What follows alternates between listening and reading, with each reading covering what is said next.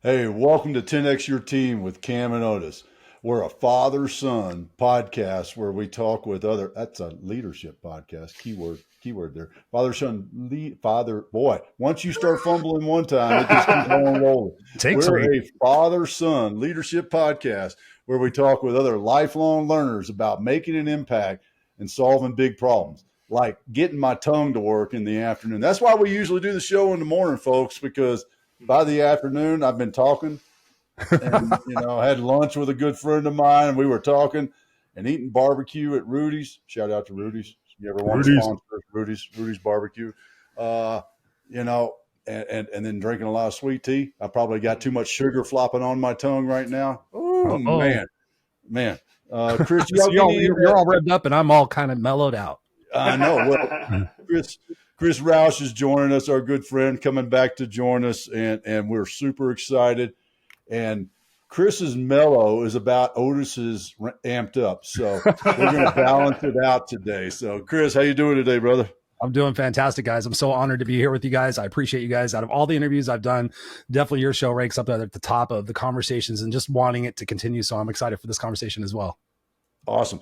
Hey, so I want to jump into something we were talking about in the green room because you and I live the same life, that lifestyle where I fixed everything. I did everything. What do you think it was for you that changed it to where it's like, nah, this weekend, I don't want to replace the water heater. Right. Yeah. What was it for you that made you say, there's somebody else? You want the hero answer, or do you want the real answer? You know me, I want the real answer, dude. I could afford it.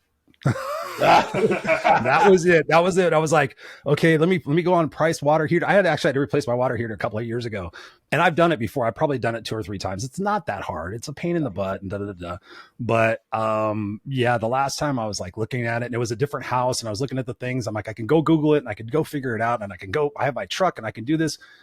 Or I can call a plumber. And I had a good friend who was a plumber, and I'm like, hey man, we'll charge you. I can't remember what it was. I mean, all said and done, I think it was like $1,500. I can't remember what it was, but the satisfaction of knowing it was done right, knowing that I didn't have to hurt myself doing it, because now I've got back issues and body issues because of all those years of doing things myself, crawling under houses, crawling under cars, crawling into attic spaces and crawling under cupboards to fix plumbing and all that other stuff. It dinged up my body.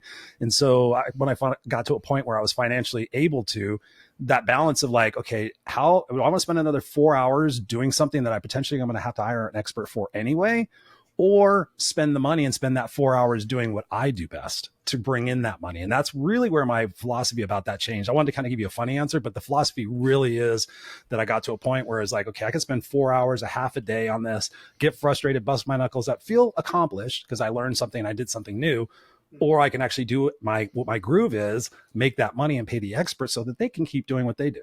And that's the long and the short of it. And I've had my experiences with that as well, or sometimes I've had them do it. They screw it up. I have to get 3 people to do it. I'm like, if I'd have just done it myself, it might've been better, but you take those risks. Well, what about you? Was that the same thing for you? What changed for you, or do you still do your own stuff?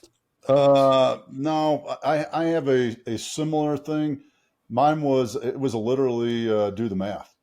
Do the math. Yep. Like, wait a second, I can make this much when I'm doing this job, or I can fix that pipe or the refrigerator or whatever it was. And it's like, and build my frustration. And what was the other thing that came in? So it was, and like you, then I could have somebody that I could call up and say, hey, dude, it ain't right. And you said, you'd make it right. So come back out here and make it right. So that person wasn't me. Yeah, as much as it sucks to have to make that phone call of like, hey, you didn't do your job right, I need you back out here to come fix this. And as painful as that can be, it's not near as painful as like Chris, what you were saying of, hey, I did this, I messed it up, and now I don't even know what the hell I'm doing anymore, and I've got to call the expert anyway. That's a much more painful place to be in. But what I was going to say and then you have the other factor. You have the other factor, our wives, right? Oh, hey, by the way, baby, I couldn't fix the toilet, so now you have to go upstairs to go poo. oh, by the way, I can't turn the water back on because I screwed up the sprinklers and now we don't have water for the next 12 hours. You always have to think about those other people in your life sometimes and like, think, okay, do I want to get yelled at for this? Is this something I'm willing to die for? Can I spend a little money on this?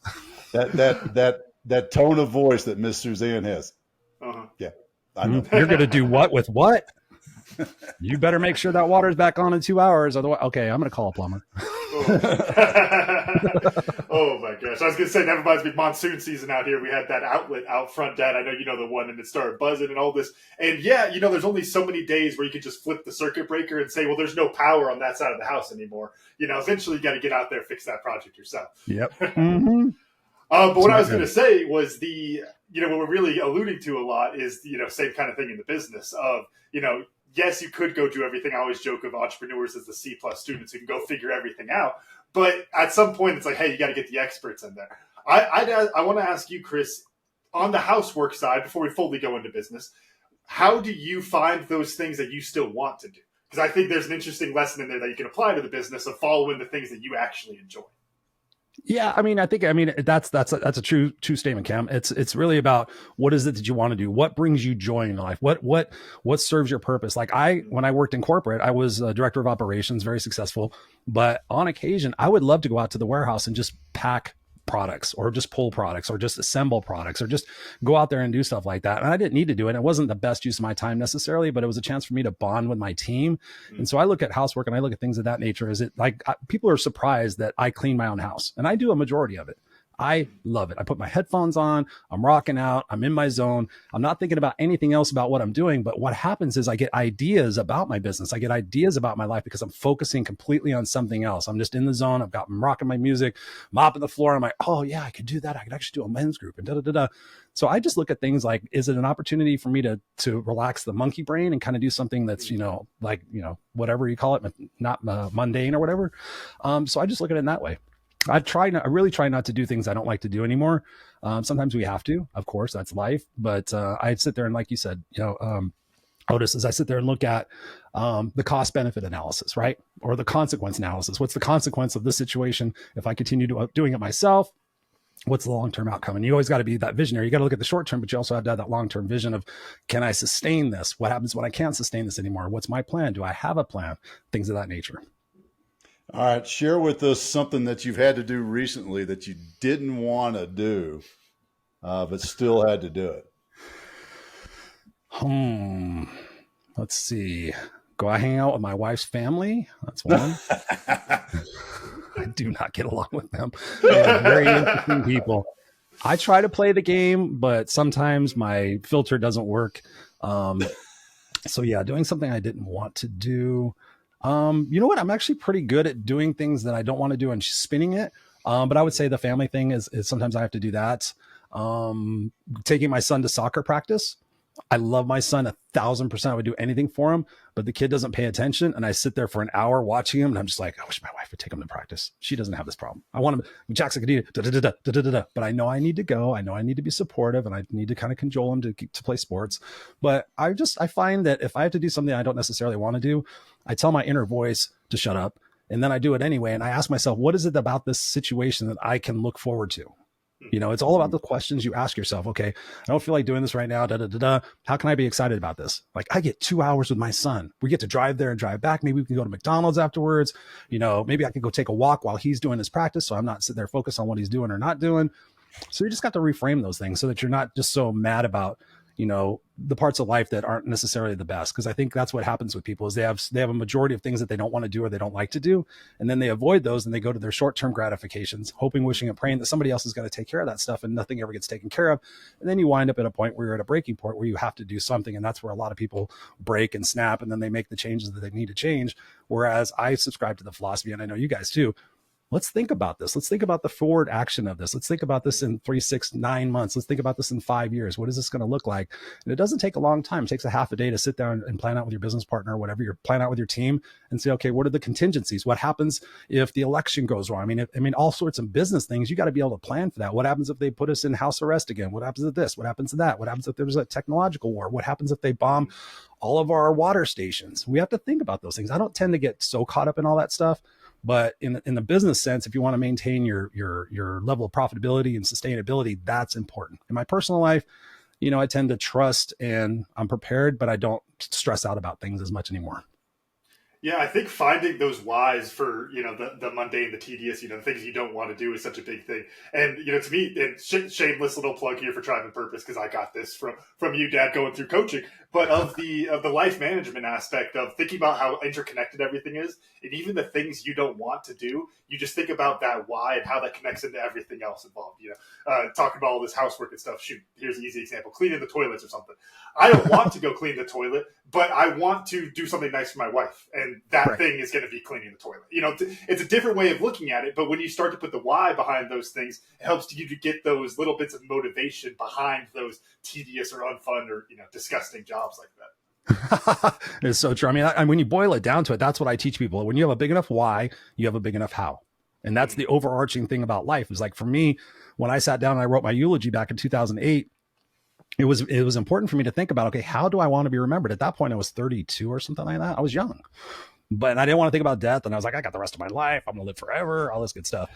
And then I went to a funeral and I thought about what everybody was saying to the person that passed. And I sat there and I thought, geez, if I died tomorrow, and I want everybody to think about this. If you died tomorrow, who would show up and what would they say? And at that point, at 32 years old, I'd changed my life. But I know a bunch of people would show up with kegs of Miller Genuine Draft and bottles of Jack Daniels and Bon Jovi and Motley Crue records. And they would have talked about all this stupid stuff that Chris did. Oh my God, remember that shit he did that? Remember that time he did that? Remember the time he passed out and he had food on his head? They would have stories for days. And then they would go, oh, but yeah, he was a former homo 7th grade dropout who got his master's degree and created a best-selling book and changed the world, however you want to put it. And so I thought about that. I'm like, that's how I want to be remembered. But unfortunately, the things that I've done and the history that has passed isn't long enough. So I need to change what it is that I'm doing so that when they show up, they say, Chris changed the world. Chris made a big difference. Chris was there for me. Chris was the best dad. And so when I went home, it bugged me enough for me to write that eulogy. And God's honest truth, I didn't want to do it. I thought it was crazy. I thought it was weird, but something was calling to me inside to finish this process. And so I hand wrote it. And when I got to the end of it, guys, I went, got a glass of water, came back, and I was almost going to push it to the side on my desk. I'm like, I did the exercise. I'm done. Okay, I want to go back to something I want to do. But I stopped and I said, let me read what I wrote.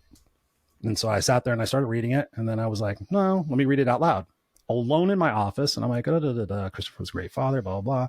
And then when I got to the part that Christopher Rausch, fought for what was right and what was fair, he risked for which that mattered, and he left the world a better place for who he was and what he did. I started having tears down my face. I got choked up and I thought, why am I getting choked up? This is crazy. And I'm like, what a beautiful way to be remembered. Like, God, and then my first question was, do I deserve to have that? At that point, I knew I needed to create that. So that's what became the big why. That's why I started Master Motivators, which is my company. That's when I really took coaching and speaking and seminars and workshops and retreats and books and all that other stuff. That's when I took it real serious, so that when I do go, it's my time for transition, that everybody does show up and they say, wow, that guy made a big fucking difference. So yeah, big why. Talk to us, because you touched on something I've always thought that I think is interesting. And you and I think we've talked about this once before, is when does impact and what makes impact a legacy, right? Because we can have impact. That's kind of the passion project. It's the here in the moment sort of thing. I don't know if you can hear me snapping my fingers. Oh yeah, I can. It goes through the mic. Yep. But that's the passion project, right? It's bam, let me do that. But when does impact become your legacy, and how does somebody take that impact and build on it to create a legacy? That is an excellent question.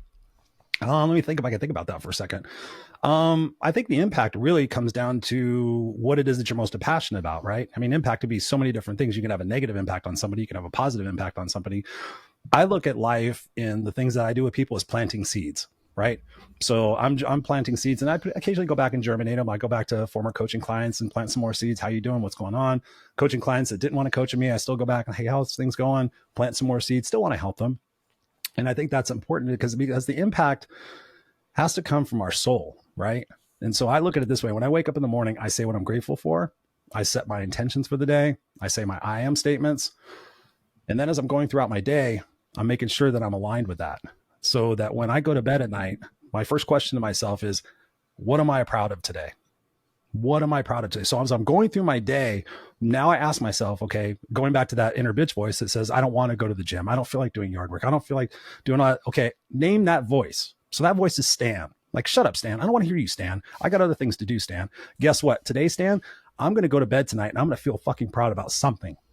I'm going to find something to do today. I'm proud of myself. I'm proud of other people. I'm proud I was a part of something. What can I do today to have pride in myself? You know, maybe I could go a little bit extra on washing the car, a little bit extra on the housework, maybe a little extra on dinner, whatever I can do just to make it a little bit more special so that when I go to bed, I didn't just do okay. I took it up a notch. Because when you think about it, every single day, if we do that compound interest for ourselves, for our courage, for our confidence, and for our resiliency, and for our relationships and everything else, we just take that little bit of action, it all compounds on itself. I just posted today that if you double a penny every day for 15 days, you get $360. But if you double a penny for 60 days, you get $3 million. So it's like, you have to stay in it. You have to stay focused. You have to stay concerned. And the biggest thing you can do with that is having people in your life that hold you accountable. So I hope that answers when does it become legacy though? When does it become legacy? Or even start with, let me ask you this. What is your definition of legacy? Legacy is, I think, being remembered in a positive way. I mean, you know, a legacy is something that lasts for, I can't say forever, but I think a legacy is something that stands the test of time, even after you're gone. And you don't have to be gone from the world. It's your legacy that, like, you know, I've gone out and I've done lots of consulting gigs at businesses, small businesses and big businesses, working with their management team. When I left their building and I saw the transformation in the management team, when I left the building and saw the transformation in the workers, I left my legacy there. The no excuses legacy, okay, what part of the solution am I going to be rather than the problem legacy?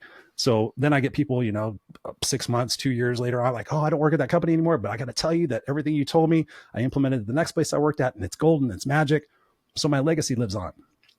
Sadly, a lot of times our legacy is really built after we pass. And so that, again, is about that planting seeds so that when those seeds continue to flower and germinate, when you come time for you to transition, all those flowers are in bloom and they can come and say, wow, Chris, McGregor, Otis, Camden, like, you guys did it.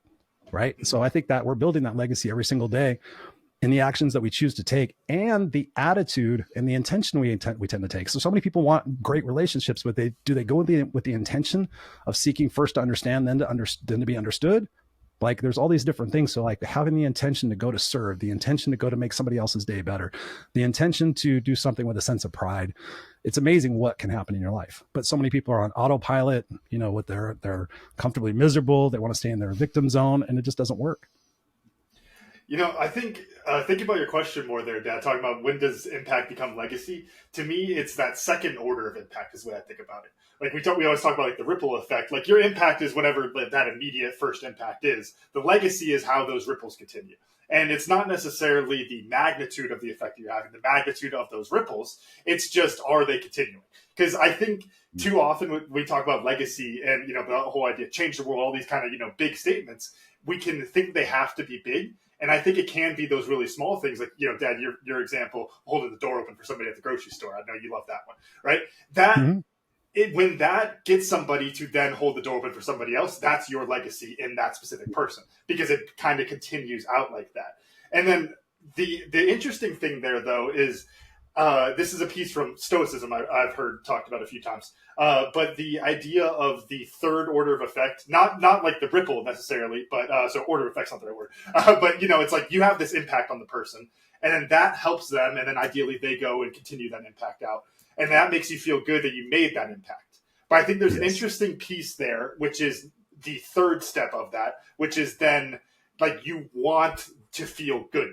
And kind of, you have to make sure you have that middle step of, like, I'm wanting to do the good thing, and it makes me feel good, and that's good there. But it's like, you shouldn't want the good thing, if that makes right. sense. The expectation of the reciprocity of the good thing. That's where people get messed up too, including myself sometimes.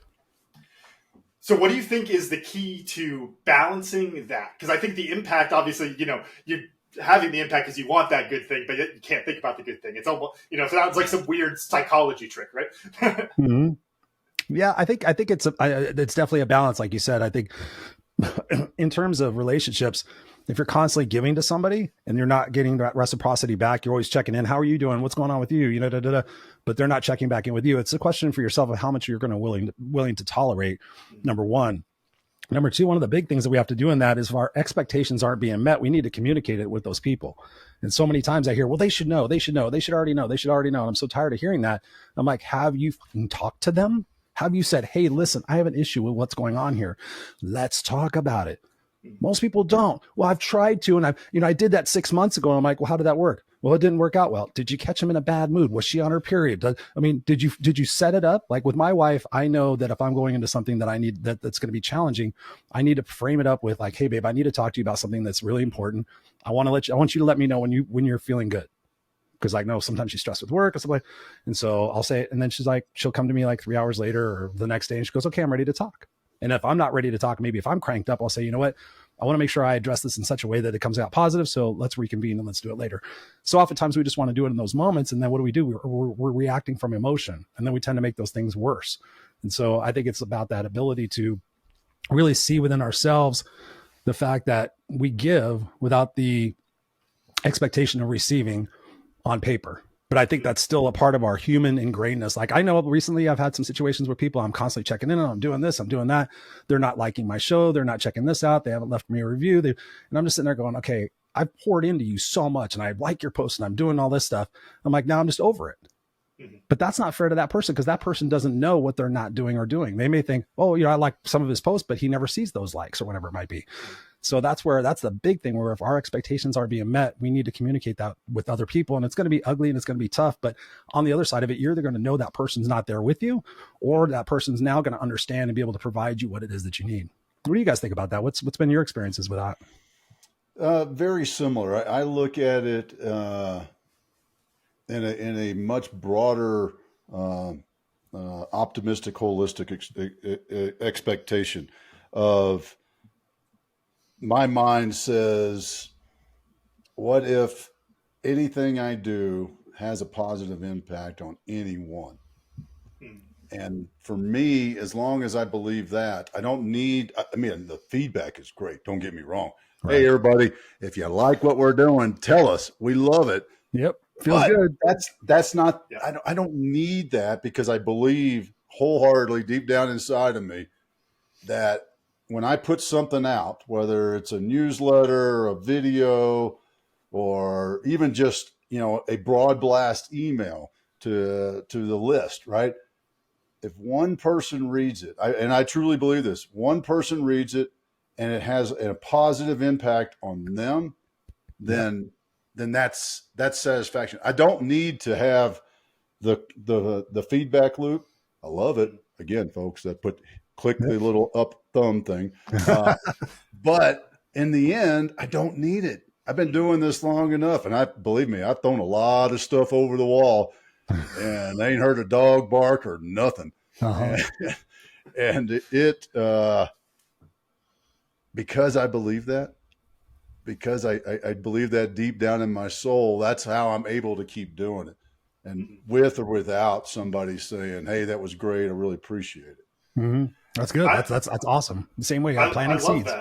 I love that. And I think one thing, because I don't want to just repeat what you said, because, believe it or not, as my dad, I share a very similar perspective of that. I've talked about like my replacement factor. I think about when I coach rugby of like, I just want one kid to love it as much as I did, that kind of thing. But one thing that comes to mind with this is something I heard in the marriage context, which is about like the idea that you don't want to keep score.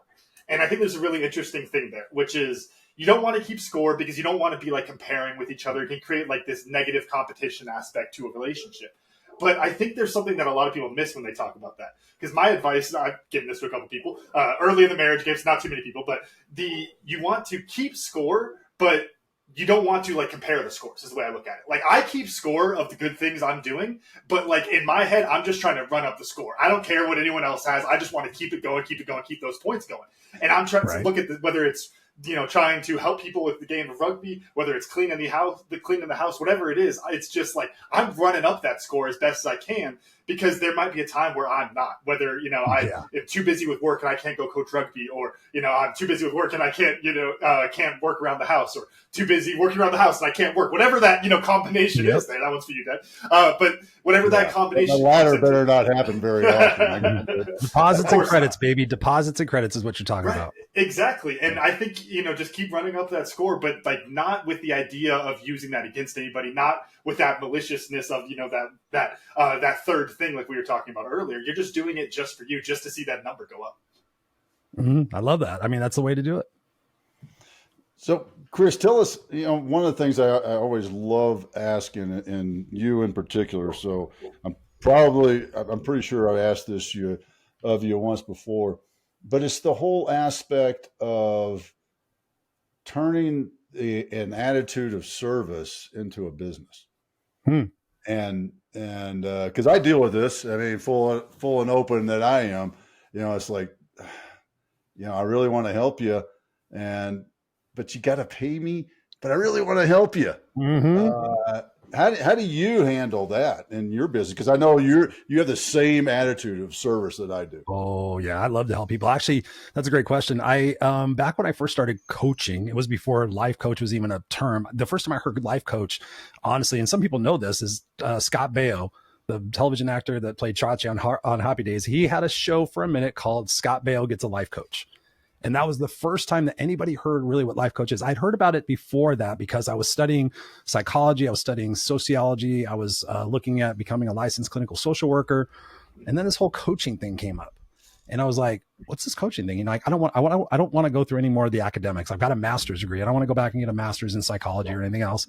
I just have this unique way of being able to help people solve their problems. They come and talk to me. They don't even intentionally come to talk to me about their problems. Somehow I'm just able to hear them, and then they tell me about their problems, and I ask them some questions, and they walk out feeling great. And so that's how my coaching started. They would come to my office at work and they would say, okay, so I got to talk to you about a warehouse problem or a sales problem or whatever.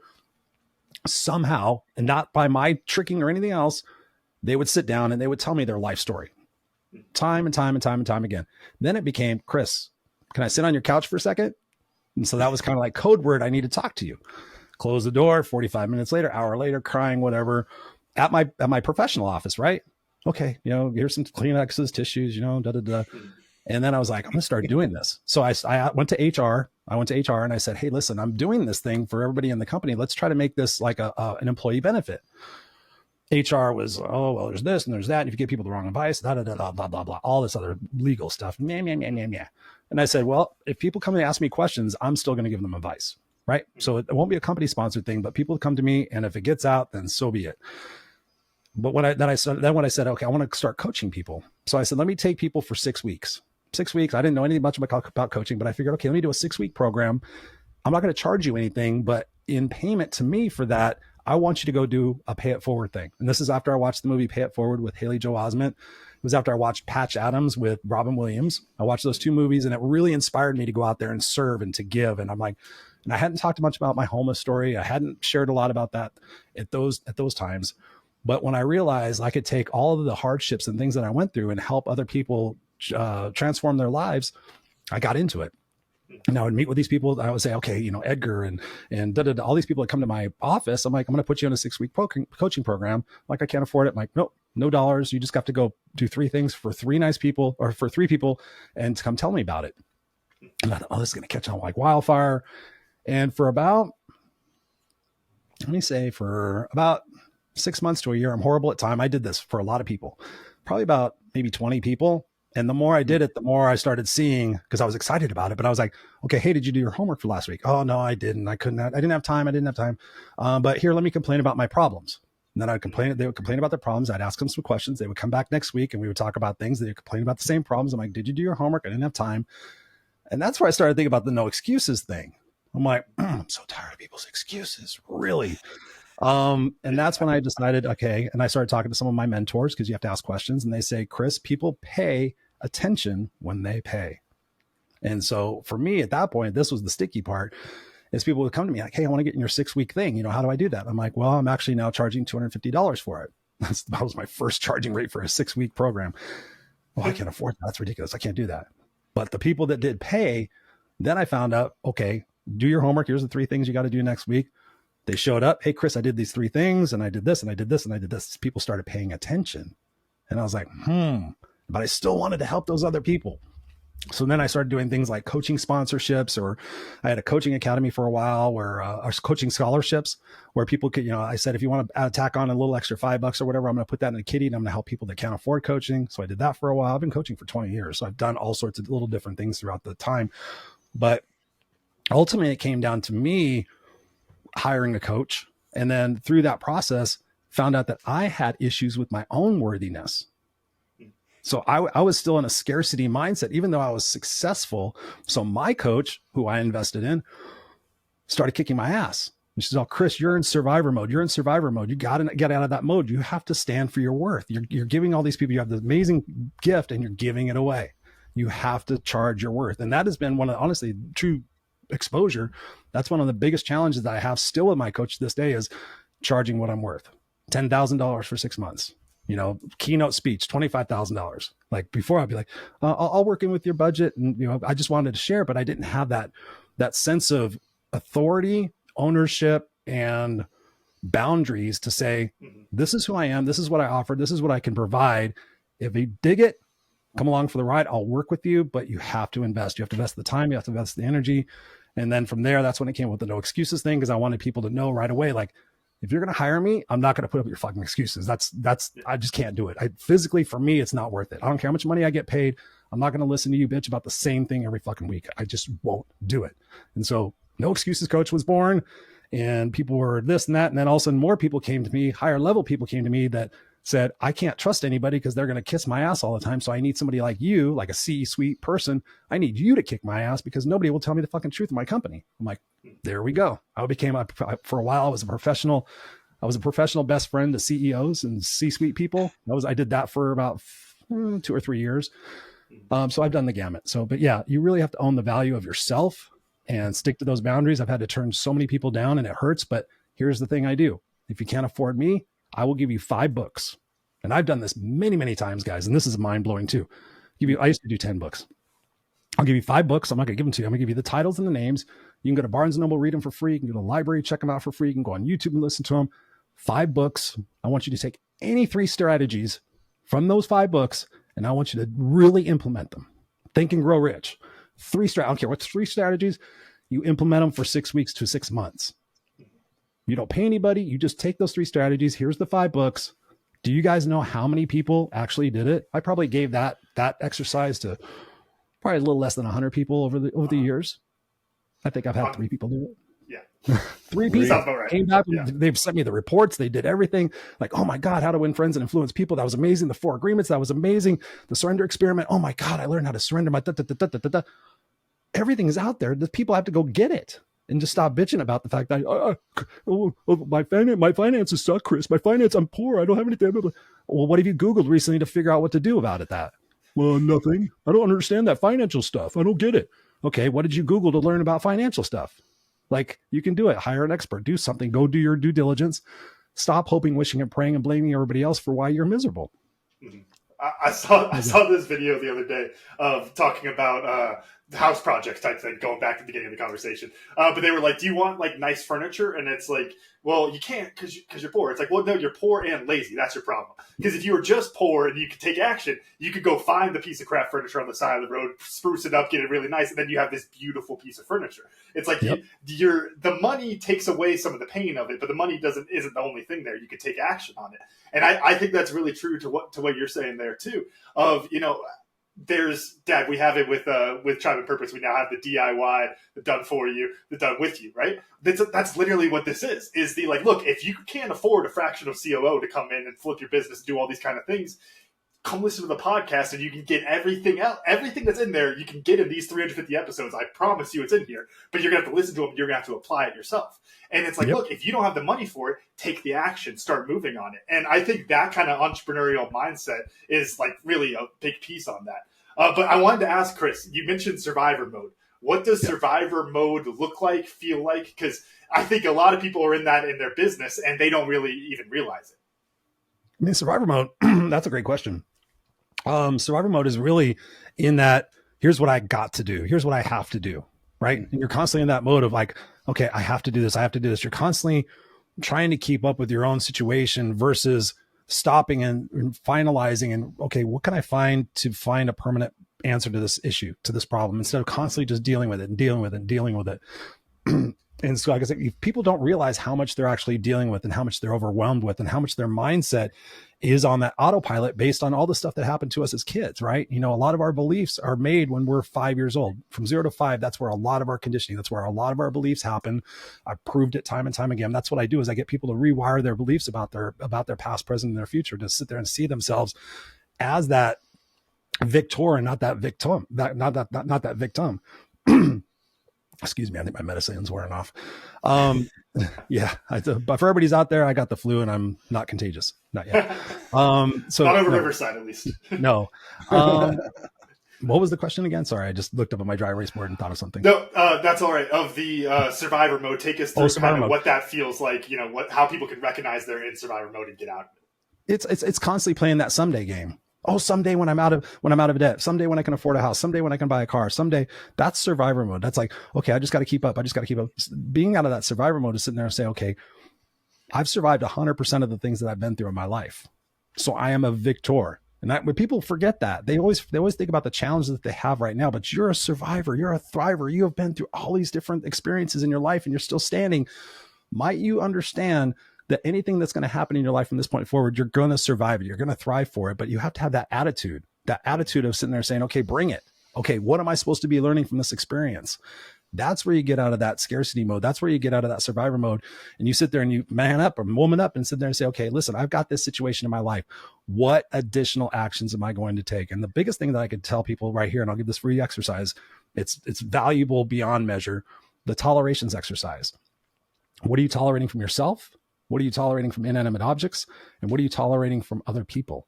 And you get your pen and paper out and you write it out.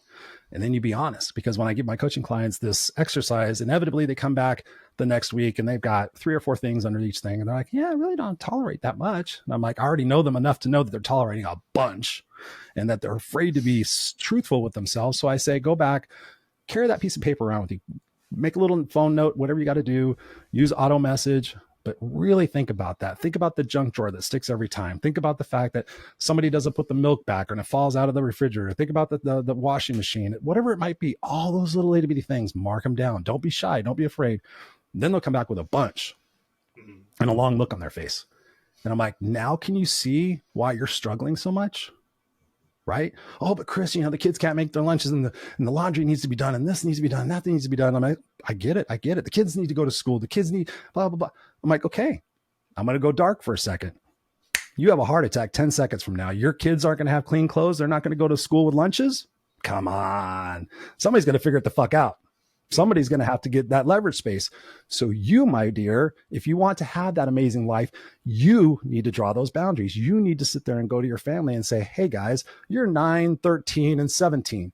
Honey, you're a 40-year-old man.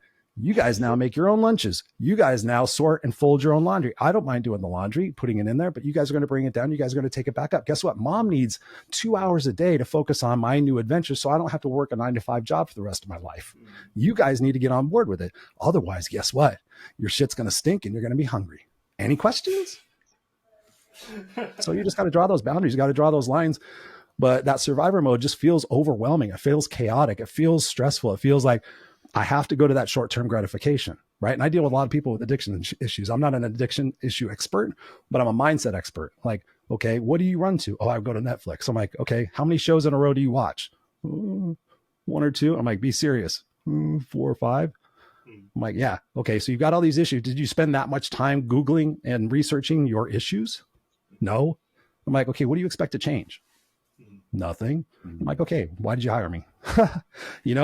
So it's about getting out of that chaos, that stress, and that overwhelm. And it's not easy, guys. I'm not painting that picture. It's going to be hard. It's going to suck. You have to sacrifice. You may have to get 2, 3 jobs. I worked 3 or 4 jobs a lot of times in my life. I worked a weekend job. I worked a night job. I worked a day job. I worked a independent contractor job. I've done all sorts of things to hustle and hustle and hustle and learn and learn and learn and grow and grow and grow. My wife laughs at me on Sundays I've learned to relax, which is something I was not good at it. And I watch YouTube on the living room TV, and I sit there and I watch how to grow my podcast. I watch how to be a better husband, how to be a better dad. I watch how to be a better interviewer. And I sit there and it's my Sunday educational TV. I spend 2 to 4 hours and I watch YouTube videos and I take notes on my little journal. And guess what? I come up here into my office and I sit there and say, what of these strategies am I going to apply today or this week or the next couple of weeks? Right? That little independent growth every single day, you get stronger, get more resilient, and you realize I'm not going to be that person anymore. I'm this new person. And you should always have that goal in your life to wake up to be just a little bit better than you were yesterday. And that's getting out of that survivor mode. What do you guys think? What's been your experiences? Wow. That's freaking awesome. I tell you what, folks, hit the back 15 seconds, like 3 times, maybe 4 times, and listen to that 4 times. I just tell you, that's your DIY homework for this year, because that was freaking awesome. I'm sitting there going, damn, thank you. There's how to grow my podcast YouTube things. I'm still old school on the YouTube. Yes, I am. But I've made tons of changes. I made this really an important thing in the last 6 months. My podcast has grown. My YouTube channel's grown. It's not off the charts, but I go back and I look at my numbers once a week. They're all green.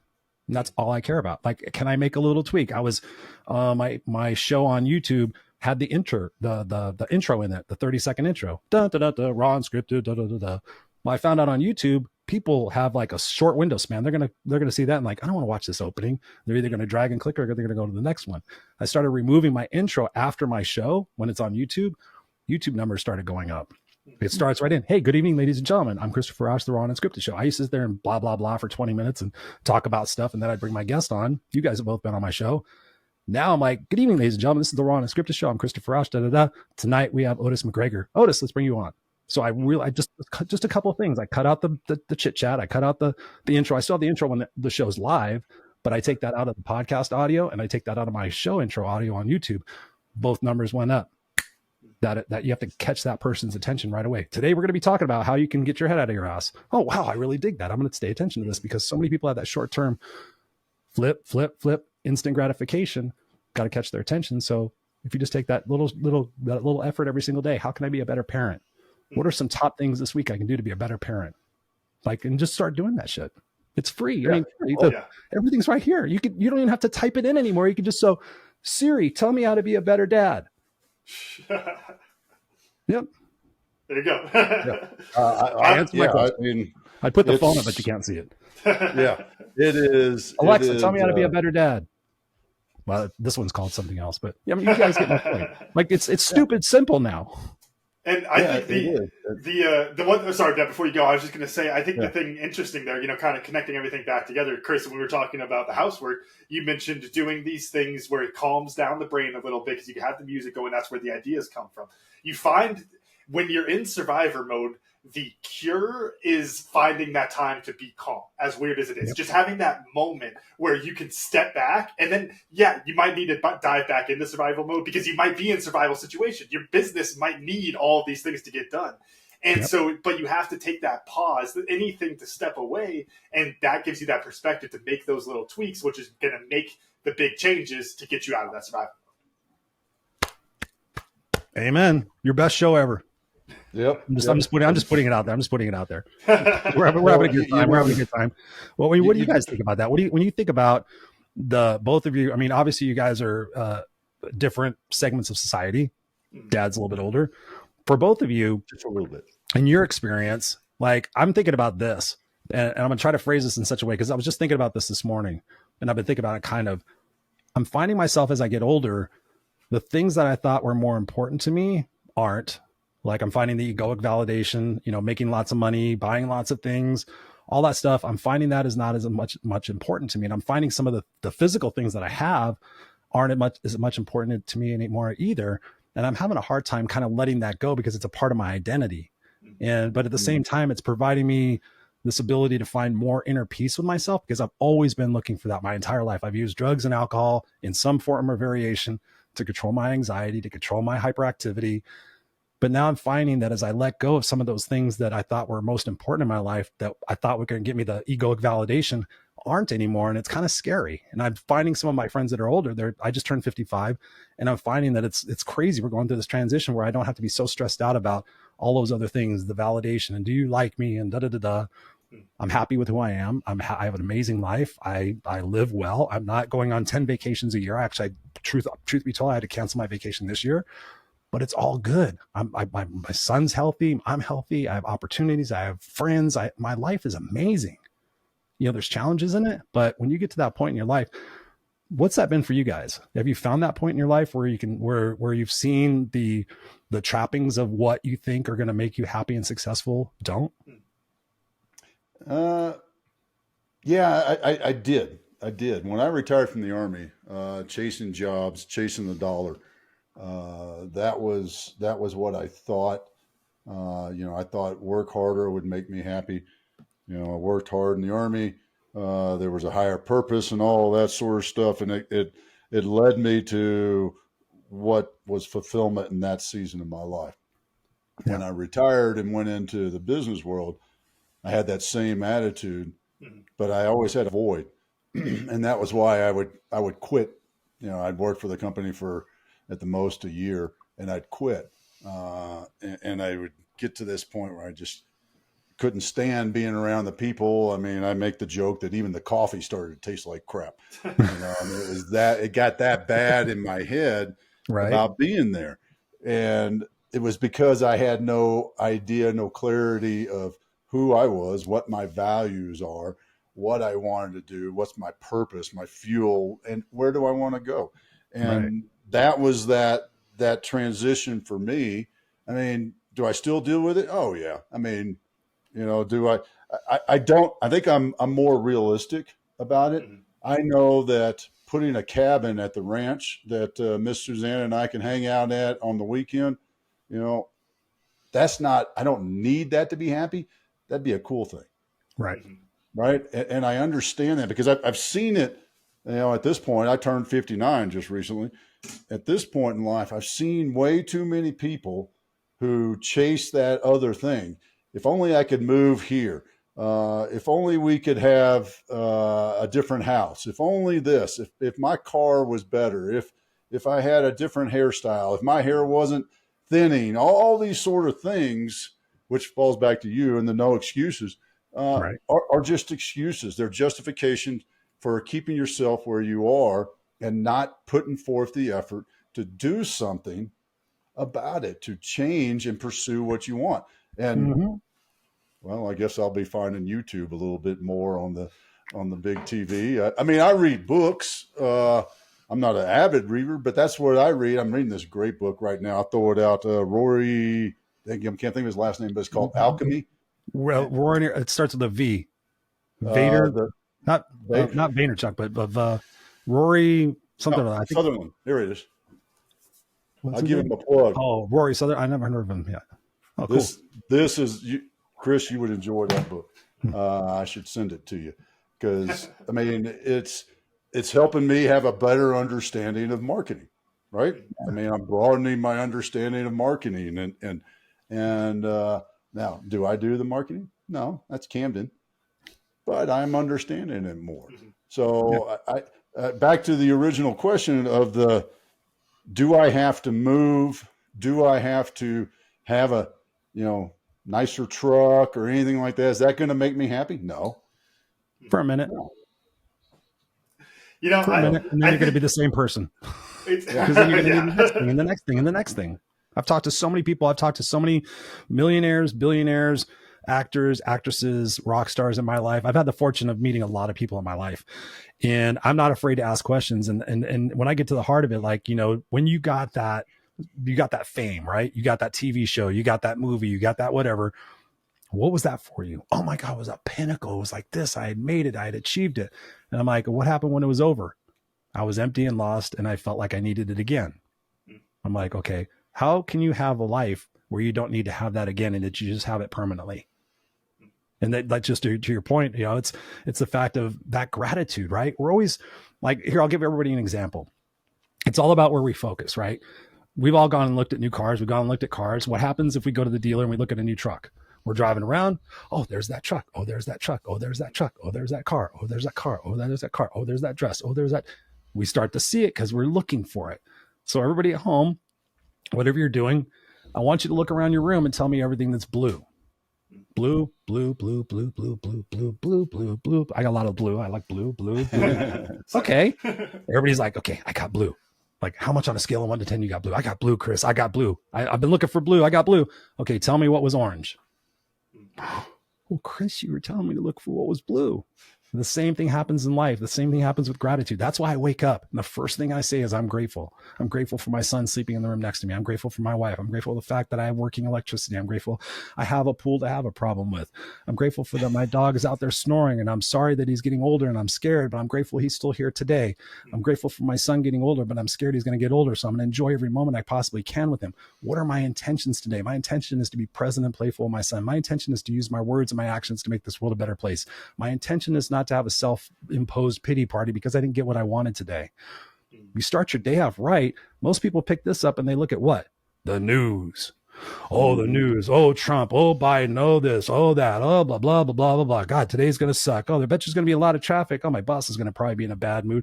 Oh, look, somebody cut me off. Oh, look, she was in a bad. Then all of a sudden you're in a bad mood because guess what? You were looking for all the bad shit to happen. Then everybody's like, why is Otis in such a crabby mood? I don't want to hang around Otis. And Otis is like, wow, nobody wants to go to lunch with me today. What the fuck, man? See, I said this world was going to be sucky. And then you go home and you kick the dog and you beat the wife. And then you wake up in the morning and go, wow, life sucks. I'm going to go to work again and see if it's any different. The cycle of insanity. You got to change it. You got to have the right intention, right? And a part of that is about the people that you're around, because you're around the people that are focusing on the negativity and the news and all that other bullshit. Guess what? Misery loves company. You're like the 5 people you're around the most. So you get around different people, you start focusing on different things. Can I really change what's happening with Israel and Iran? No, I can't do shit about it. If they bomb California, guess what? It was really nice knowing you, but I left a legacy. Whatever. I'm not going to fucking stress about it. I have food in my house. I've got MREs and stuff like that. If something goes crazy, I'm set for about a month. I'm done. I don't want to think about it. It is what it is. I'm going to focus on the things that I can do. I'm going to focus on the things that bring me joy, because if today's my last day, I don't want to go out thinking, oh my God, I spent my whole day thinking about Trump and Biden. I spent the whole day thinking about Israel and I was bitching and I didn't ever. Is that the last thing you want to fucking remember as you're dying, is how shitty your life was? No, I want to be like, oh God, I'm going to miss my son. I love you. I love you guys. Okay. I'm so excited. What's next? Like, I put it in my brain. Like, I think about death every day. It really scares me. I just watched a great guy yesterday. He turned 80. He's a famous doctor, and I can't remember his name for the life of me. If you see him, you know him. He's been on all the talk shows. And the guy said, you know, you're 80 years old. He goes, what's your thoughts on life? And he goes, well, I retired from my practice 13 years ago. He goes, 13 years seems like a long time. He goes, but I don't think I have 13 years in front of me. He goes, so when you get to be 80 years old, you start thinking things about a little bit differently. He goes, I think about in terms of today. I think about in terms of, if today is the day, did I live purposefully? Did I enjoy the coffee? Did I enjoy the conversation? Did I enjoy the TV show? Did I enjoy the things in my life? Did I wear the clothes I wanted to wear? Did I have the breakfast that I wanted to have? That's the way. I mean, that's the juice of life. And so much of it is just so detrimental to our happiness that a lot of people never find that. I just had a friend die of brain cancer last week, and it was very hard for me. I'd never met her. She was in England. I helped her out every day on Messenger. She was isolated through COVID, and we just became friends. She was an older lady, had a horrible life. Then she got diagnosed with cancer. She goes, Chris, I got diagnosed with cancer. Never met her. I've talked to her a few times. Miss Ellie, we'll give her a tribute. And she said her entire life she wanted to die. And she says, Chris, now that I know I'm going to die, I'm scared to death. And I'll never forget that. I never got to have a chance with the last conversation with her. I looked at my messages with her on Facebook because I just found out she died last week. And my last message of her, I should have taken a picture of it, was something about really beautiful, about just realizing the moments of life and the value of shifting your attitude whenever you want, because you have that ability. She goes, I wish I would have met you so much earlier. And I was just like, oh, I never got to say, I told my wife, I'm like, I don't know what to say to her. She's terminal. She's by herself. She has nobody. I'm like, I'm just there for her every day. And then I saw her friend had posted and said she passed peacefully. And I was just like, all right, Ellie, I hope you've got that. But she was an example of somebody that later in life got her stuff together. She became sober, and she wanted to drink after she got her cancer diagnosis. She's like, why, Chris, why try? And I was thinking to her, I'm like, if I got cancer and knew I was going to die, I'd probably fucking drink too. But I'm just like, It's about your integrity. When you have those last moments, are you going to be happy that you stuck to your guns and you did that? You ended this life being sober because you had all that problems throughout your life. You're going to end your life feeling confident. You're not, if you go back to drinking, you're going to think, I was a fucking failure. And she never drank. And so, Miss Ellie, I'm proud for you. Awesome. You know, Let's go back to you, Camden. I want to hear your side of that. Yeah, well, I think really the interesting thing, talking about like the ways we distract ourselves and like escapism and all those different pieces, I think the interesting thing is like, you know, what we're distracted from, what we're escaping from is like our own identity a lot of the time. And that's where I think my perspective, it might be a little bit different than y'all's, because I think the reason you get that as you get older and why a lot of people reach that point naturally is you start to look back and you've kind of shaped who you are in a lot of ways. And so you can lean on that of like, look, I don't need to go do all these things because look who I am, look what I've done. I think that's the interesting thing. You know, I'm not that young relative to other people out there, but it's like as a 28-year-old, I can look at things and I've done quite a bit, you know, but there's not that much to point to all the time. And I think that creates a really interesting dilemma of why that escapism is so nice for a lot of people, because it's like, well, I don't necessarily love my identity because when I think of me, I think of a dweeb in high school and like all this, you know, I think of the mullet in college. I think of all these different things. I don't think of the coaching I'm doing now. That's because that's just such a short period of my life. And I think there's an interesting piece of perspective there. But we have a great person here to answer this, which I want to throw it over to you, Chris, because you talk about transformational coaching and, you know, making that transformation. How do you kind of shift that identity, not just shift the identity, because I think that's, you know, just a mindset shift. It's very simple, but getting yourself to convince that new identity while you're working towards it, rather than focusing on who you were, those kind of things that can just keep pulling you back down. That's a great question. I think it really ties back to the eulogy. I mean, it really ties back to that bigger why. You know, when you sit there and think about when you wake up in the day and you have those intentions, like, who is my intention to be? What is my intention? How is my intention to feel? What impact do I want to make today? What contribution to the world do I want to make today? And unfortunately, there's a lot of people out there that are psychologically programmed to see negativity, and those people need help. I mean, there's a lot of people out there. Our mental health infrastructure in the United States is horrible. It's horrible. We used to have psychiatric hospitals to be able to help people in rehabilitation.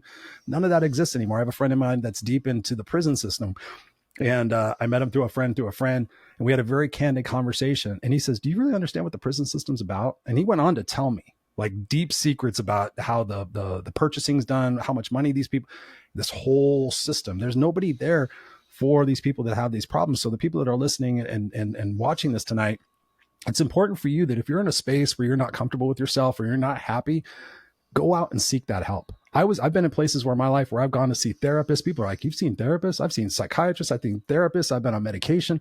I've tried the gamut because I know at certain points I couldn't do it alone. In 2019, my coach tracked me down because she goes, "You should be fucking Joe Rogan famous. You should be Tony Robbins famous." Because I've been following you for 10 years and I want to coach your motherfucking ass. I mean, she was like, she's in the grit, man. She does not, I'm no excuses. She's like, no fucking excuses. She beats me up. So, you know, the ultimate thing is about having that big picture of how we want to show up every day and that legacy we want to remember for. But if we don't go out there and realize that we can't do it on ourselves, we can't do it on our own. And if we continue to do the same things over and over again, expecting different results, we know that's insanity. So I think that if you're in a problem in a place where you're repeating a lot of the behaviors, it's important to go see a therapist and I've seen therapists, Chris, they suck. Okay, go see a new one, go get a different one, go ask people for recommendations. Like, be honest with that. Say, "Hey, you know, I'm having problems with anxiety. I'm having problems with sleeping. What is it that you can do?" Take that proactiveness, because I know I probably would not be sitting here with you guys today had I not had my coach, Sally Anderson. I would probably still be working a 9-to-5 job, still doing my coaching on the side, being comfortably miserable. Had I not seen the therapist, my mom's been dead for 12 years. My mom died. I knew I needed to go process it. I mean, I'm a strong person. I could process that, but I wanted to go talk to somebody. I had 5 free sessions through our work thing, and I saw therapists and most of them sucked. One of them I had to help. She was crying on the floor because I asked her a couple of questions and she was a mess and she was trying to give me therapy. I swear to God, I could tell you the whole story. But this one therapist said to me, "Chris," and she said, I quote, "When did you stop being a kid?" And I thought it was the stupidest question I ever heard. I sat there and I paused it. I'm like, what does that have to do with this? I'm like in my 30s now. I'm dealing with this. My mom died. What do you ask me? And I'm like, I said, "Well, yeah, I didn't have the worst childhood. Had a pretty bad one." I said, "I don't know, maybe around 7. I said, I think that's when my mom's husband left. That's when my sister left. That's when I had more chores. That's when there was more abuse. That's when my mom was more on drugs. And I had to start taking care of her. And so she goes, you need to reconnect with that little boy. That little boy inside of you is hurt. That little boy is still who you are. And that she taught me from that little lesson that I paid nothing for, and all the other things that she said that didn't make sense and was kind of like, yeah, right. You don't know who I am right now. That one question caused me to go back and really realize that I was not taking the best care of myself. I was taking care of myself in terms of the gym and everything else, but I was still that little boy inside trying to compensate for that. And so I said, I'm going to play video games. Like right there, I have 2 PlayStations. Hardly ever play them. I'm always working. I'm always doing. I'm like, I could literally play that PlayStation. I have a big screen TV right there. I could literally stop after this interview and I could do that for the next 4 hours if I wanted. But there's a guilt. I found out there was a guilt associated with it. We don't play until we earn the right to play, because that came from my mom. That came from me, the scarcity beliefs. If you have to work, you have to get your day's money. You have to make sure you provide. And what that therapist taught me was like, no, you have to understand, you have the faith and the belief in yourself that no matter what happens, you're going to find the resources. And that the point is to enjoy and to disconnect from the things and the minutia of your life so that you can recharge your batteries. And I know for me, I can speak to personal experience on this. Before I learned that, I burned out my adrenal glands twice. And so your adrenals are what keep you going, give you the energy and everything else.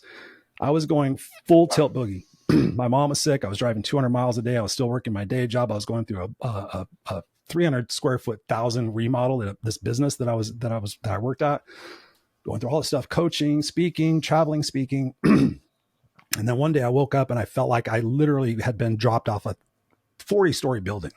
My entire body hurt. Like I literally got dropped from a building. And I figured, oh, maybe I worked out too much, started taking more supplements. Nothing. I was like so tired. I was yawning all the time. I slept under my desk one time. True story. I was so tired at work, I slept under my desk. So I went to the doctor and I said, I have no energy. I'm so exhausted. And they did some tests and she came back and she said, your adrenal glands are shot. And I said, okay, give me a pill. I said, what do I do? And she said, I quote, she goes, you need to slow down and rest. And I said, really? I said, I don't have a time for that. I am doing this. And so she gave me some cortisone. I think it was cortisone or some sort of pill. She goes, this is about the only thing I can give you that might help you a little bit. So then I went to the GNC store and bought Rip Fuel, which was ephedra and something else. And I'm like, I'm going to keep going. I got my pills. I'm going to keep going. Guess what? My adrenals never recovered. And then they crashed again about a year later. I kind of got them to recover. They crashed a year later. And that's what really caused me to sit there and go, it's either the things or me. I can't continue to punish me. I need to take better care of myself. And that's the problem that most people have out there in the world today is, for you guys out there listening and watching, ask yourself this: do I love myself? Yes or no? And guys, so many people out there struggle with loving themselves first, but they want the amazing relationship. They want the love and the abundance and everything, but they don't love themselves. But they expect those results. And it starts with loving yourself first, and it stops with those tolerations and having that big why, and it all interconnects together. Yeah, love it. And that's so powerful. And even on NyQuil and Benadryl, I'm good. Yeah. Well, it reminds me, our Veterans Day show. We had my good buddy Scotty Mann and Sam Havelock on, and both of them said what you talked about, the process, and the process always starts with, you've got to raise your hand and say, I need help.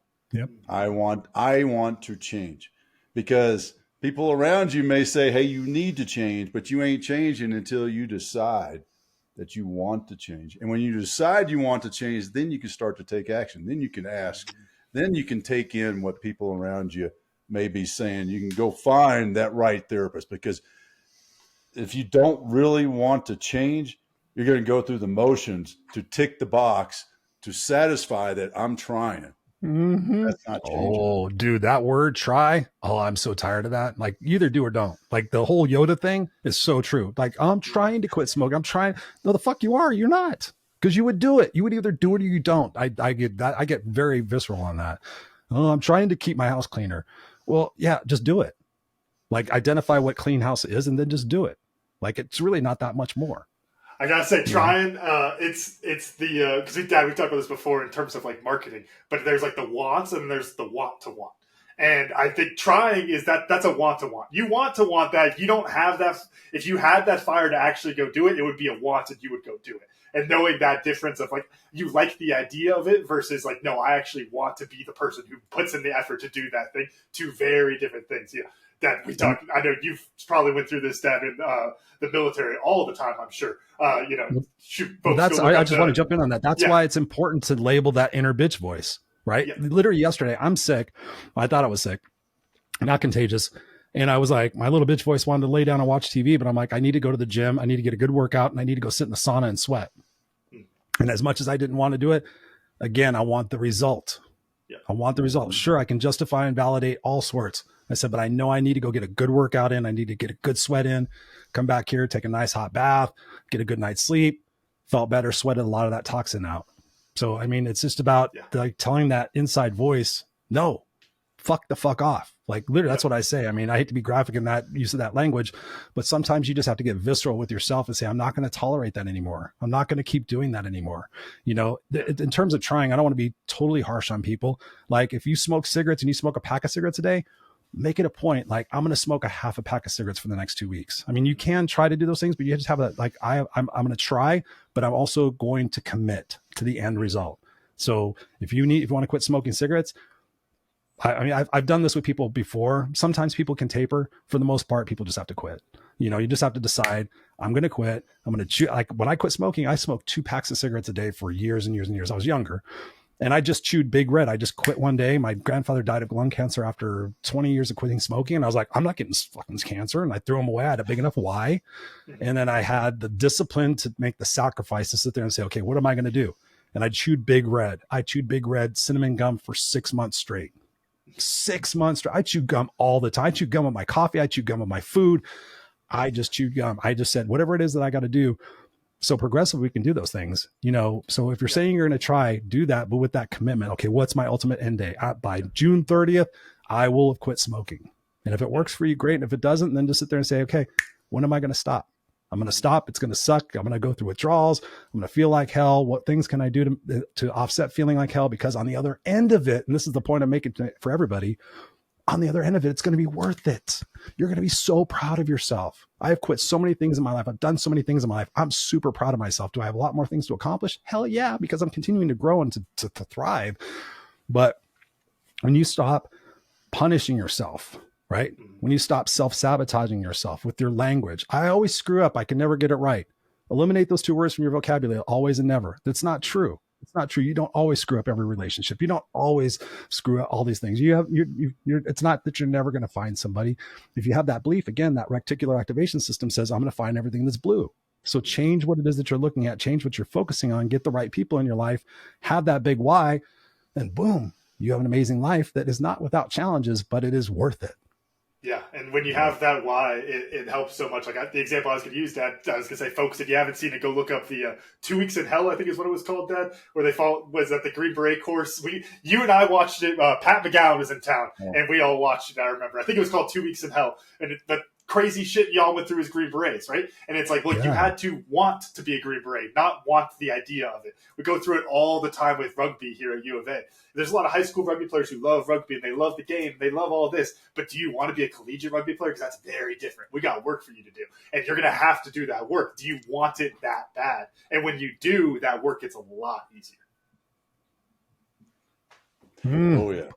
Man. Yeah, I forgot about that show. Wow. And you have to go back and watch it. I just remember when I got to put this in there because you mentioned it, Dad, of they had guys putting hot sauce in their eyes so they could stay awake on the very end of the Q course. And I just remember you and Pat McGowan going, "What? They get hot sauce?" Like just the funniest thing ever. I can't think. Just like, gosh, well, if we had hot sauce, it would have been easy. Hot sauce in your eyes. Now that is dedication. Right. I did.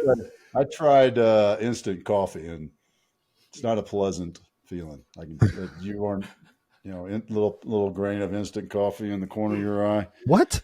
That doesn't work. And then I tried Copenhagen. In the corner of the eye. That doesn't work. I do not recommend either one of those as stay awake tools, folks. But you got to do what you got to do to get there, right? Yes, sir. You do. I studied David Goggins for a while. Have you guys heard of David Goggins? Oh, yeah. Yeah. So I read both of his books. I've studied, I watched his interviews. Whenever I'm feeling like I feel that little bitch voice like taking over sometimes, which it does, even for me, I go watch David Goggins. Then I'm like, okay, I'm not going to be like him. I'm not going to run on busted feet, but I'm going to reframe my perspective about my pain. I'm going to reframe my perspective about things. I'm not going to be a little bitch about because I just, it's like, so what? Keep going. Keep doing it. It's got to get done. You're going to get stronger for it. Obviously be aware and not hurt yourself, but right. At the same time, it's really about that resiliency. Yeah, exactly. Yeah. Chris, this, my list of what did I learn is out of control. But I'm going to go back to something you said early on, because I really like that. And that is, how can I get excited about this? Mm-hmm.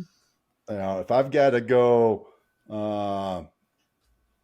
do some stuff around my in-laws' house or whatever in the middle of the summer, how can I get excited about that? Maybe I'll sweat out the toxins that are in my body while I'm doing it, or something like that. So I think that is a great way to think about those things that you don't want to do, but you got to do. So, yeah, how can I be excited about this? What can I look forward to in this that's going to help me become a better person? Yeah. Camden, what'd you learn? Yeah, for me, there's something I had thought about some, but Chris, the way you said it was really good, of just naming the voice in your head so you can tell it to shut up. I have a video that is in Next is Best that I talk about. I call it like the inner fight. It's the idea of like you're walking down the street and somebody just yells at you. Like, you're not going to take that. Like, in what world would you just let somebody call you a dumb idiot from on the side of the street? It's like, no, I'm going to go say something to that guy. And it's like, but yeah, you're going to let yourself do that to you? And you got to kind of, you got to work through that. And having a name for it is so good. We talked in episode, I want to say, when this comes out, it should be 1 week ago with Laura DeFranco, if I got my episodes right, where we talked about the idea of like labeling things and how that can set you up to use it as a crutch, but it also gives you a freaking punching bag, which is, it's like, you get to make the choice of like, you're going to use that, I have depression. Well, is that going to be your crutch that you use forever? Or is the depression going to be the thing you wake up and you punch every morning to push through? And I think naming it and thinking of it as that punching bag, that's a great way of looking at it. And it's a lot of fun. It's a lot of fun. I have a group coaching program that I do. It's an accountability coaching program that's revolving month to month. So people can go in and out as they feel like it. They want accountability for something. And I just did that exercise with them. We meet twice a month on Zoom. And I always ask, like, what are you guys struggling with? And like my inside voice or my negative self-talk or something like that, or imposter syndrome. And I said, name that voice. I said, trust me, I have fun with Stan. I mean, I've changed the names every once in a while. It was George for a while, but Stan, come on, Stan, really? Shut up, Stan. I don't give a shit. I need to go out there and seed my grass because I want my lawn to be beautiful. Sure, I don't feel like it right now, Stan, but when I drive up every day and I see my lawn looking beautiful, I'm going to feel like it. So just get your fucking ass up and go do it. And then I just get my ass up and I go do it. And then I get to do it. And I'm like, it wasn't that bad. It's really cool. Now my grass looks amazing. And now I can sit down whenever I want. Just go do it. Awesome. Chris, man, how about you? What'd you learn? What did I learn? I learned I can actually talk reasonably well under NyQuil and Benadryl. No, I figured I could do that. What did I learn today? That it really is about, number one, having the right people in your life, right? You two. This conversation, I know we could sit around and talk about all sorts of things. I know I could reach out to you guys and sit there and say, hey man, I'm having a tough time in my business, in my personal life. What do you guys think? I know I could trust you guys not to be judgmental. My circle of friends as I get older shrinks. And it's kind of scary. I actually just watched a Mark Manson, who wrote The Subtle Art of Not Giving a Fuck. He has a podcast now. And I just watched that and he was like, why is it harder for us to make friends as we get older? And it's because our tolerations go down. But the quality of those relationships is the most important. And I find that in my life, I continually am challenged with people who try to drag me down or try to change me in some sort of way. And then I just find that the people that I keep in my life the most, like you guys, it's pretty incredible what you can accomplish. And it's pretty incredible what you can let go of and not having the obligation to deal with your friend, Julie. My wife has a friend, Julie, never asks about her, but I've heard her on the phone. She's Boston Julie. So she has a Boston accent. And she just calls her in for 2 hours. Oh my God, Bob, and this and this, and oh my constipation and this. I'm like, why do you have that friendship?